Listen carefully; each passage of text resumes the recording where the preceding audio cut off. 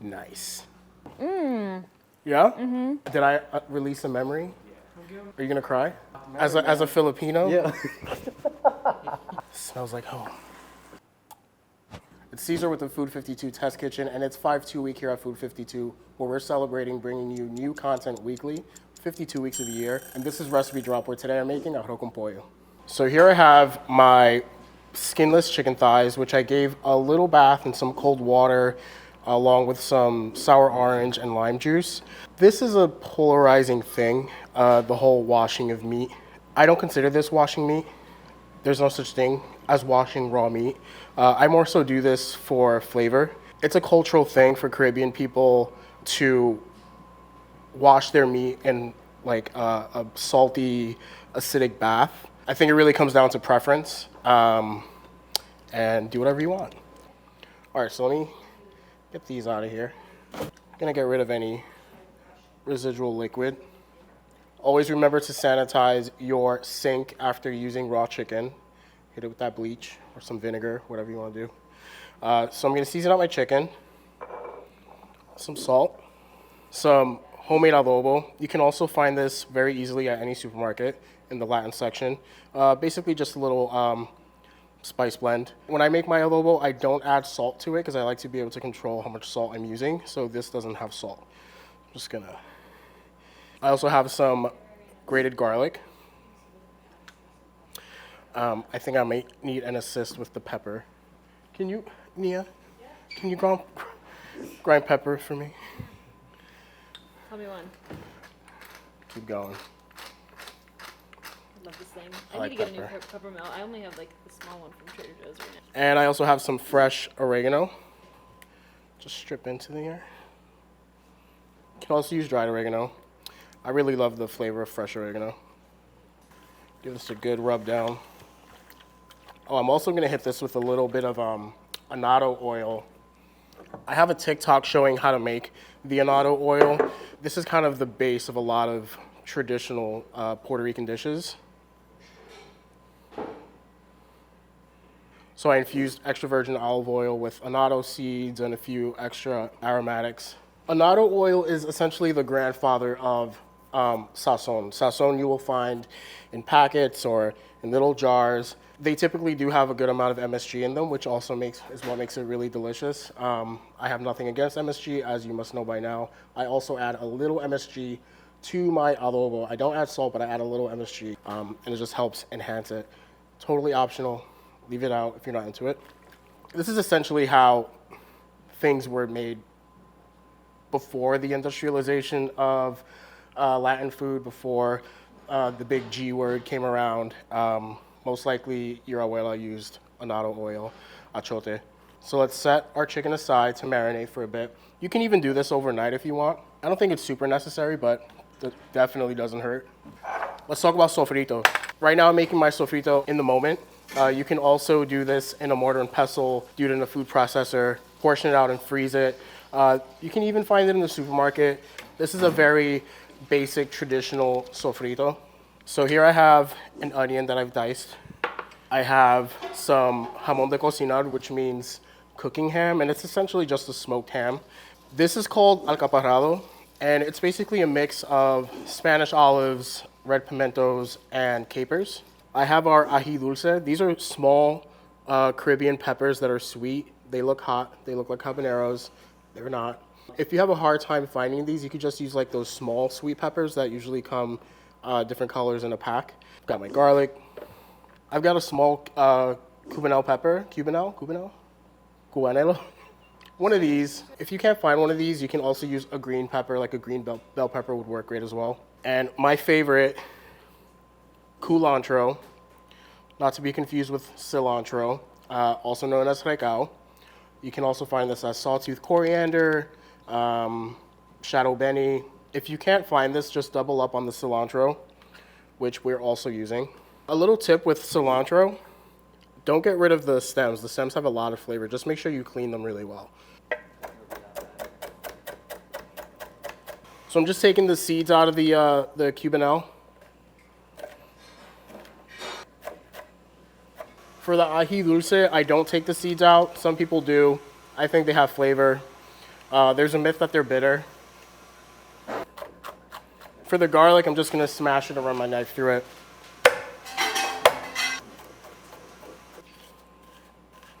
So our sofrito's pretty much prepped. I'm heating my pot over medium-high heat. You want to use something that's wider than it is tall. You could use a Dutch oven. You could use an old-school aluminum caldero. Here I have just a brazier. For this recipe in particular, I'm actually starting the arroz con pollo on the stove, and I'm going to finish it in the oven. So you want to make sure you're using something oven-safe for this method. If not, you could totally finish it on the stovetop. It'll be about the same amount of time. You'll just give the rice a stir halfway through. I'm gonna heat up a few tablespoons of our annatto oil. Also, as my oil is heating up, I'm preheating my oven to 350 degrees. I think we're hot enough. Let's test a piece. There we go. So I'm just gonna sear these off. It's not gonna cook all the way through. Here I have about 3 pounds of skinless chicken thighs. Do not be stingy on the chicken. Of course, you can use a whole chicken. I think thighs are the best part, so usually I would always advise against overcrowding your pan, but for something like this, it really doesn't matter. We're just getting a little head start on the chicken in the pot. You're not gonna get much color. I'll leave it on the other side for about another 2 minutes. Then we're gonna remove it and cook our sofrito. So as this is finishing up, let's talk about rice. So here I have 3 cups of medium grain rice. Puerto Rican dishes are made with medium grain rice. As time went on, the migration to the United States, people started adapting long grain rice. It was just easier to find stateside. If you can find medium grain rice, amazing. If not, long grain will work just fine. I always wash my rice. Makes a huge difference. Let's remove our chicken thighs. I'm gonna let this little bit of residual liquid cook off before adding a bit more annatto oil and our sofrito ingredients. I wanna get a good saute on our sofrito, especially on our ham and our onions. Let's go with our onions, ham. If you don't eat pork, you can substitute the ham for some smoked turkey. That would work really nice too. It just adds an extra layer. So I gave our onions and our ham a little quick start. Gonna go in with the rest of our ingredients. Smells like home. You see, you guys, hot take, this is what sofrito should look like. It should be chunky. Don't give me no blender liquid sofrito, I'm sorry. So our sofrito's been sauteing for a few minutes. So now we're gonna hit it with our alcaparrado. I know there's some like olive haters out there. The brininess of this really takes it to another level. If you don't want the olive itself, at least just add a little bit of the brine. Also gonna go in with our tomato sauce. You could use Spanish style canned tomato sauce. You could use just plain Italian tomato sauce. Also comes in a can. This one came in a can. Whole tomato, just grated in there. I cook this down for just a minute. All right, now let's go in with our rice.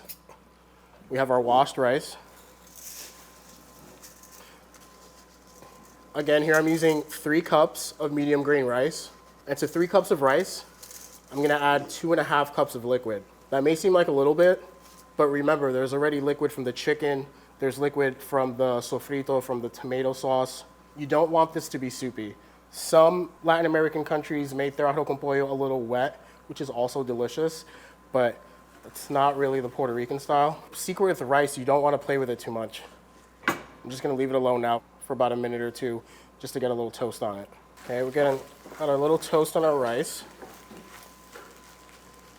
Now, remember, 3 cups rice, 2.5 cups liquid. Half a cup of that liquid, beer. I'm using a Puerto Rican beer. Use whatever beer you want. Half a cup of beer.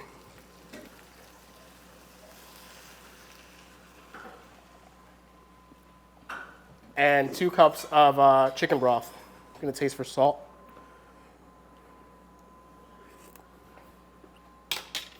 You You want it to be almost too salty at this stage because remember, it needs to season everything else. It's a good amount of rice. By the time it finishes cooking, it's gonna be just right. I'm also gonna nestle my chicken back in there. So I just want the liquid to reduce to the point where it meets the surface of the rice. When that happens, I'm gonna cover it with some banana leaves. I love to use banana leaves. We've probably gone over this before. You can get this at any Caribbean market, Asian market, Latin American market. The point of this is to really make sure that you have a tight seal and the rice is properly steaming. A lot of people will use aluminum foil. But before you use banana leaves, it's very important to sanitize them. So the best way to do that is with fire. This also makes the banana leaf more pliable. And it kind of wakes it up a little bit too. Banana leaves have a lot of really nice flavor. You can't eat the leaf, but it's great for steaming things. Also, you see how green it makes it? So here's the one that I flamed, and here is one straight out of the packet. I love when the little fibers catch fire, just like the smell of it. So nice.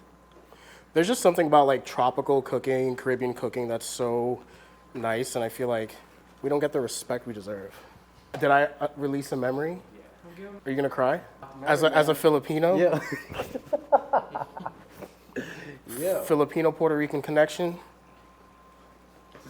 The last colonies of Spain, acquired by the United States after the Spanish-American War of 1898. Wow. Yeah. Unlock the core memory. Yeah, bro. That's what I'm here for. This man knows what he's talking about. For the most part. All right, you see what's happening?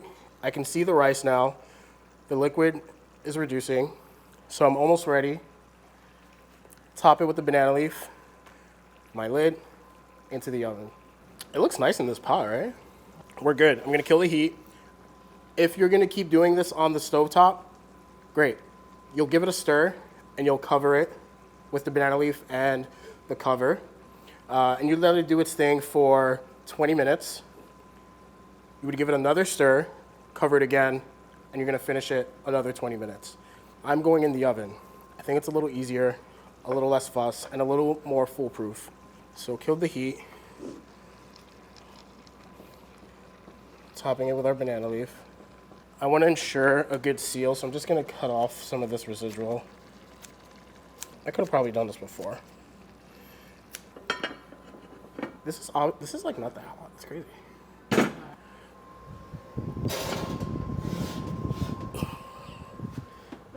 45 minutes. I'll see you later. All right, so it's been 35 minutes. The whole test kitchen smells great.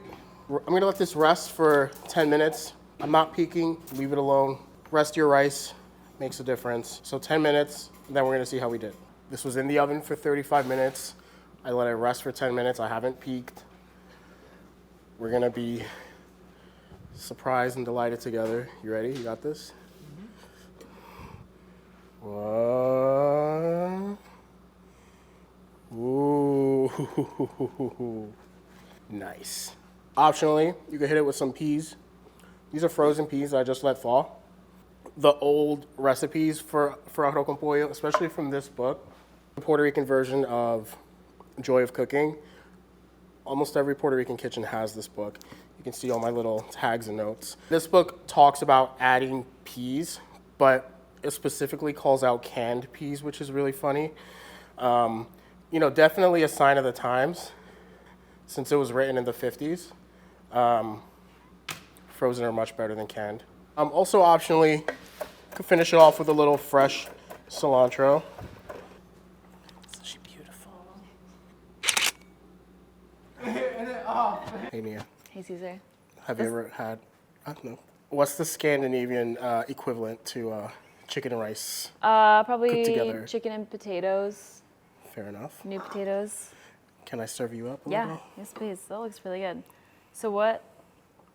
So basically, it? it's a lot of shit. I but saw you using the banana leaf before. What were you banana using it leaf for? to steam. So I put it on top. You don't eat the banana leaf, gives it some nice flavor though. Was that ham in there? A little ham. Nice. Ooh, little. Are you opposed to a little? No, not at all. A little. It's Friday here. It's Friday. Let's do it.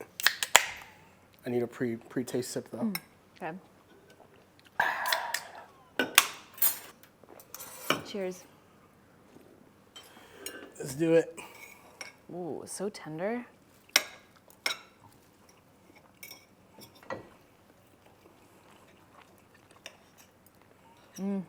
Yeah. That's so good. Perfectly seasoned. Really good. Yeah. Mm-hmm. You fan? The chicken is so tender. Yeah, I really like it. I like the ham. Thanks for watching Recipe Drop. Thanks for celebrating 5-2 week with us. Like, comment, subscribe. Recipe down below. See you later. Cheers. Yum. It's really good.